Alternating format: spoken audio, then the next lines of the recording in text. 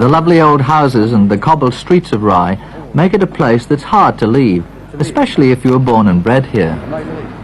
Some families have been in Rye for generations. Men like Chippy Jordan wouldn't want to live anywhere else. But it looks a very affluent place, Rye. Has it always been like that? Oh, hell no. you generation today are having a nice time, easy time. Look at us, we had to scrape and run and do everything for tuppence. Well, I used to do one old lady's shopping all the week for sixpence. That was first thing in the morning, lunchtime and tea time. You say she wanted a lot of shopping. It used to take a long time to run them places, you know. Chippy, what about this smuggling that they talk about? Oh, well, it goes on, doesn't it? Still goes on now? Well, I don't know, I think so myself, but you can't swear to it, you know. You never see any of it. Never see it. But what does it involve? Well, I know of a chap, he's dead now, of course, but he was at Rye Harbour, and his father had a boat, and he told me he used to have a regular Sunday morning going round the harbour delivering bottles of whiskey. So I went on, didn't it? And what about today? Oh, don't see it today. Not with these chaps, I don't think.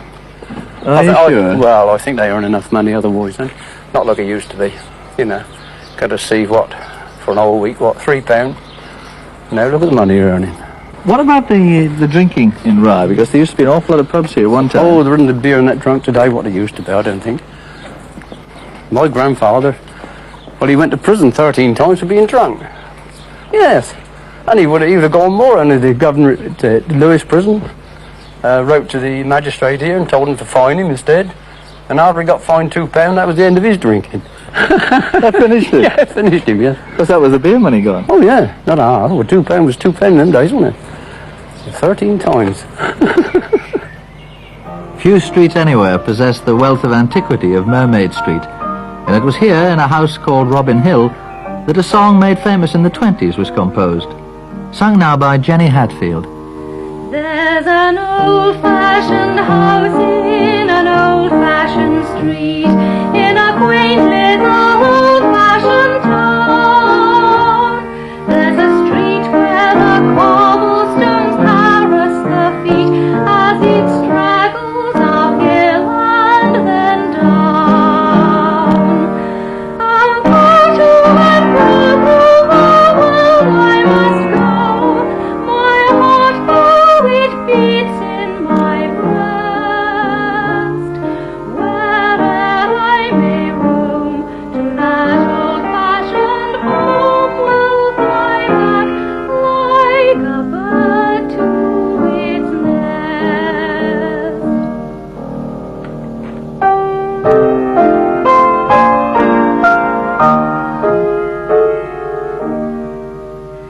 There's a quaint little mill by the side of a stream, on the road to that old-fashioned town. There's a quaint little hill of red roofs, and the gleam of a quaint little church is the crown.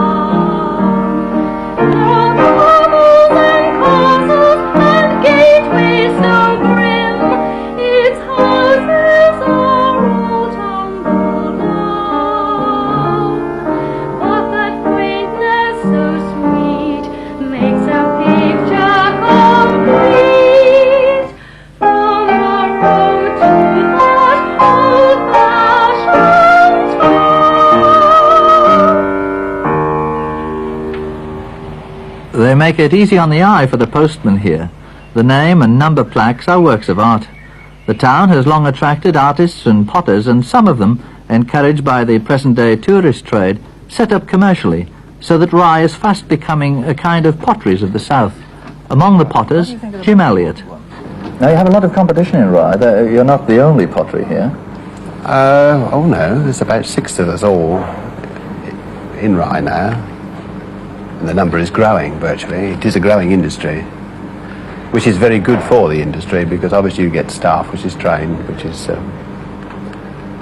changeable. But you seem to have a very young staff here. You had no problem in recruiting people?